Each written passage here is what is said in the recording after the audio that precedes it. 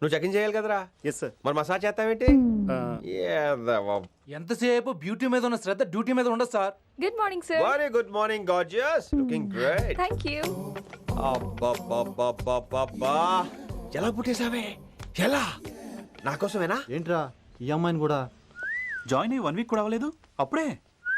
Rishi sir, chief is calling you. Doll call me Rishi. సారేంటి కొత్తగా?